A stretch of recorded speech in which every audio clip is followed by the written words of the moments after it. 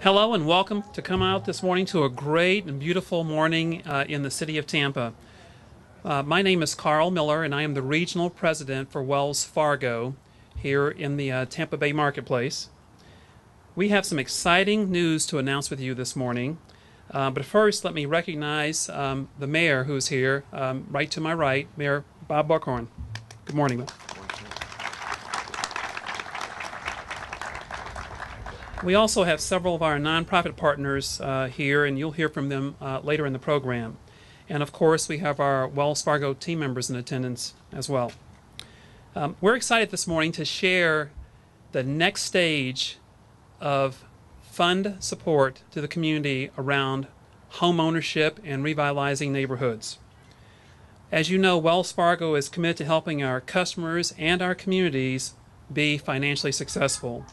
And that includes providing assistance and support to advance the recovery from the housing crisis in this marketplace. Last year, Wells Fargo launched our NeighborhoodLIFT program in Tampa with a commitment of $7 million towards that end. This morning, we want to talk about a couple of things. First of all, one of the components of the original NeighborhoodLIFT program is our down payment assistance for potential buyers purchasing a home within the city limits of Tampa, which, by the way, that program is still available for anyone interested. In addition, the NeighborhoodLIFT program includes support of local grant initiatives that align with the city's priorities. Working in close collaboration with our mayor, we've identified 6 nonprofits that support home ownership and neighborhood revitalization in Tampa in key areas, including transitional and permanent housing services for the homeless, affordable housing construction and rehabilitation, workforce development, and small and micro business assistance. So I'm very proud this morning to announce that Wells Fargo is awarding an additional $800,000 to the following organizations. First, to Rebuilding Together Tampa Bay, a grant of $300,000. To the Tampa Bay Black Business Initiative Fund, $175,000. To Volunteers of America, $150,000. To Keep Tampa Bay Beautiful, $75,000. To the University of South Florida Small Business Development Center, $50,000, and to the McDonald Training Center, also $50,000. Incredible awards for incredible nonprofit partners in the community of Tampa.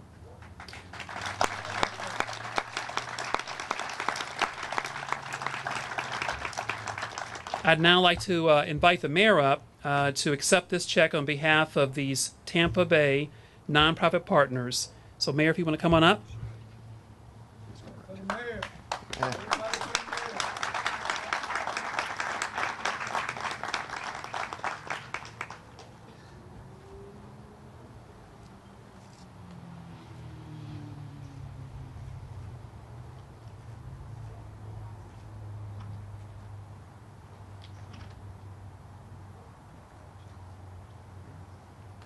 Promise to keep the check. Yes.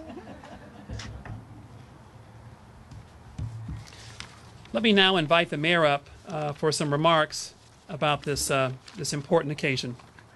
I give you the mayor of Tampa. Thanks, Paul.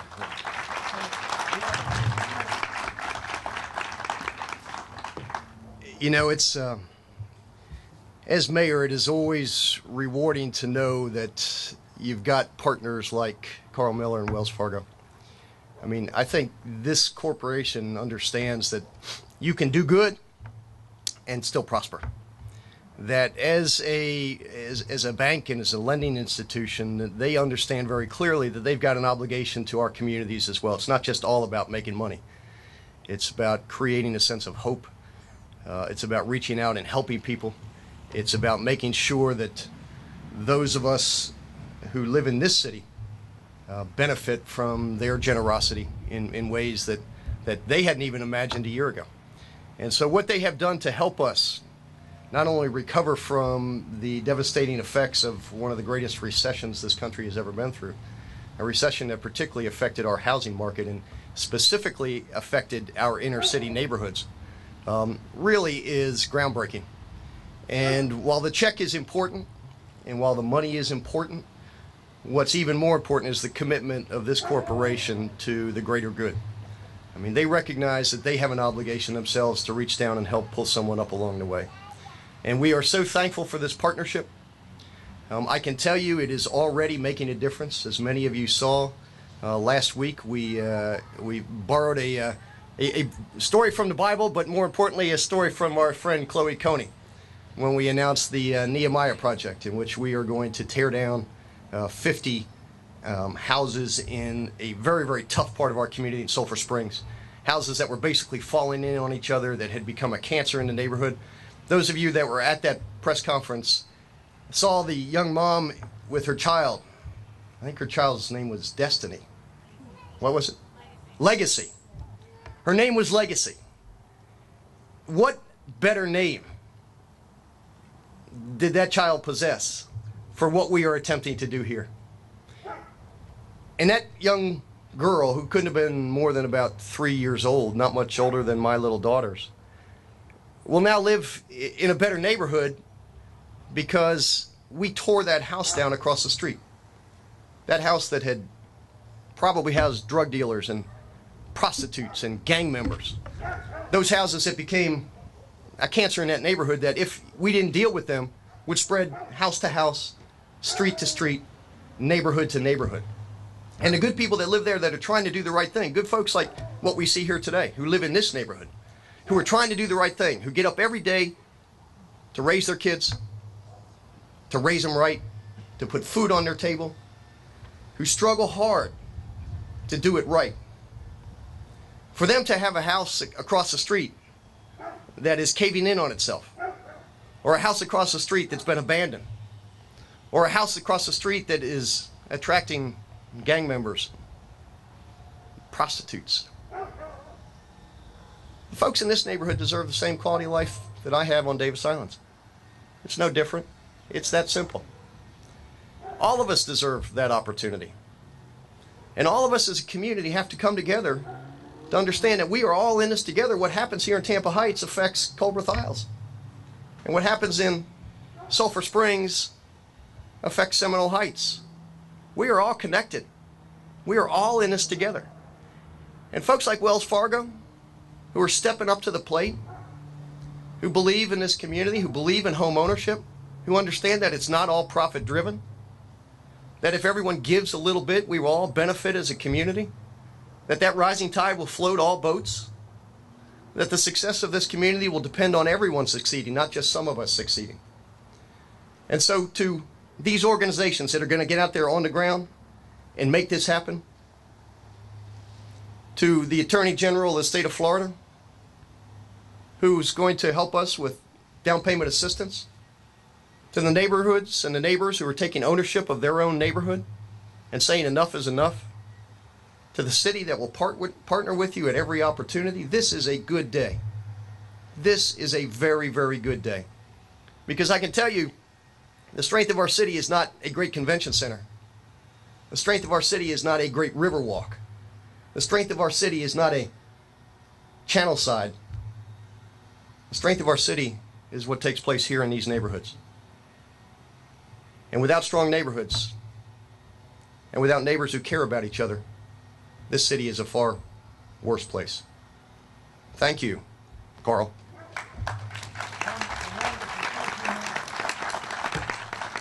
And thank you to all of our partners that are going to help make us this happen. This is an important day, but it's not the end. It's just the beginning. Thanks, everybody. Let's get to work.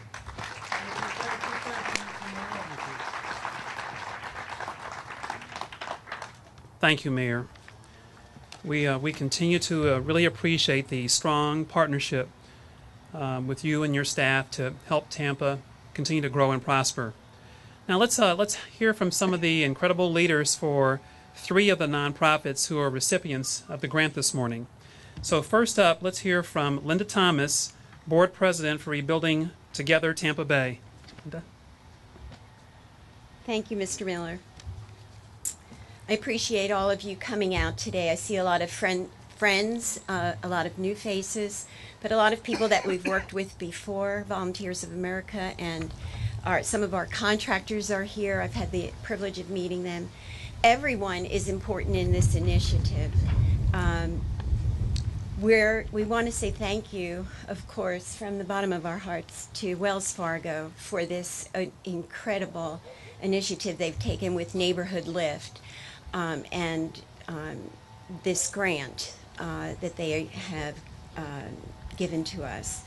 It means so much to us, but it means even more to the people who live here in Tampa Heights. It's going to make an incredible difference to the people here. The story can't be told by me this morning to all of you. You know what we do, or at least I hope you do. If you don't, we have pamphlets that will tell you what we're getting ready to do. We do rehab and renovation and repair to owned homes that are owned by people who cannot afford to do the repairs themselves. They are very often African American, they are very often elderly. Each one has a story. Each story is heartbreaking and encouraging on that volunteer day when everyone comes out to finish the work the contractors have started.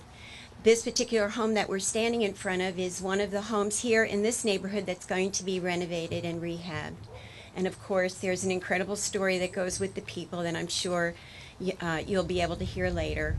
But there's a lot of work. There's a list of work that needs to be done. Those of you who are here as volunteers, we thank you. Those of you who are thinking, well, how can I volunteer? We can show you how. And the story will be told in full on the final volunteer day as these homes are finished. And you see the looks on the faces of the people who have received your help. And we thank you for coming out today. And Mr. Mayor, thank you so much for taking the time from your schedule to come and be here with us today. We all appreciate it very, very much to have a mayor that cares that much. Thank you so much.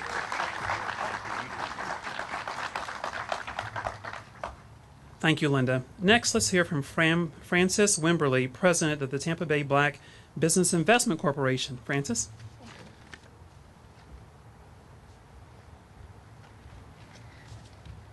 Thank you, Mr. Miller, and thank you, Wells Fargo, for your NeighborhoodLIFT grant that you are presenting to the Tampa Bay Black Business Investment Corporation and the Black Business Initiative Fund.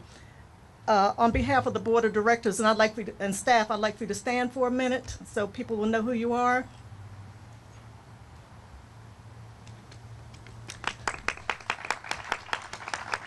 The grant funds we're receiving will be with a race-neutral loan program to business owners in the City of Tampa doing business with the City of Tampa. There's a tremendous and increasing need for technical assistance for emerging entrepreneurs. It's a real challenge to build competency levels and managerial skill sets in people who are, for the first time, thinking like an owner rather than a worker. Training needs include business plan development, marketing assistance, and help with basic accounting and business management procedures. Small businesses have a variety of credit and capital needs, including startup capital, equity, and working capital. Owners continue to rely on commercial banking institutions as an important source of financing. However, not all small businesses are candidates for conventional financing from financial institutions. The business may be too small, too new, or the business owner may require additional technical assistance to be ready for financing. While these businesses may fall outside of the financial institution's lending guidelines, financing for these businesses is a critical credit need in this community. Supporting small businesses through the Tampa Bay Black Business Investment Corporation and the Tampa Bay Black Business Initiative Fund programs and products can be an important part of a comprehensive response to a critical community credit need. Wells Fargo understands that small business needs in this community, how those needs are being met, and whether there are any unmet needs. They have used their own products and resources to respond to these needs within the bounds of safety and soundness. The bank is partnering with the Tampa Bay Black Business Investment Corporation and the Tampa Bay Black Business Initiative Fund to help us expand our reach to the small businesses within the City of Tampa. This collaboration will improve the capacity of our organizations in working with small business owners and help owners access the financial and informational they need. Help owners access the financing and information they need to grow their businesses. Ultimately, this partnership will build bridges that will help small businesses in this community. Thank you. Thank you, Francis. Thank you. Good job. Thank you, Francis. And finally, let's hear from Dr. Lois Gaston, Board Chair, Volunteers of America. It's a big turnout today, I see.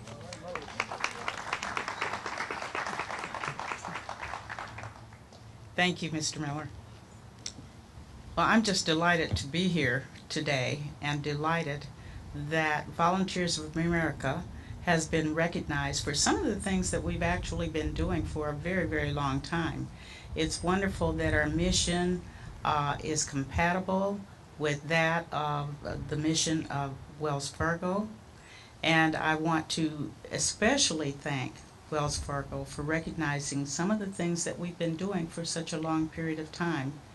I'm delighted at this press conference this morning for Mayor Buckhorn being along here, calling this along with Wells Fargo. It's been an opportunity for some of us to meet with each other, some of us who've been working perhaps in isolation of each other, and now we can get together and do even more things and strengthen those efforts in our community. Volunteers of America, I want to tell you a little bit, will use the Wells Fargo Foundation funds to support the Arbor Place NeighborhoodLIFT Veterans Initiative, and we are big on helping veterans. This program will help to revitalize affordable rental housing for economically challenged veterans, individuals, and families in distressed area of Hillsborough County. The stability of Arbor Place residents will be strengthened by the Health and Human Services, as well as workforce and employment support. Another component of the program will renovate the substandard condition of the homes of at least 2 elderly veterans. So though I am last, I seem the things that we plan to do with the funds that we have received through the generosity of Wells Fargo certainly complements the efforts of Tampa Bay Black Business and all of the outreach efforts in our community. I think that Mayor Buckhorn's comments were certainly on target. We are only going to be as strong and as healthy as all of the parts of our community, and we're just delighted as Volunteers of America that we can be a part of this.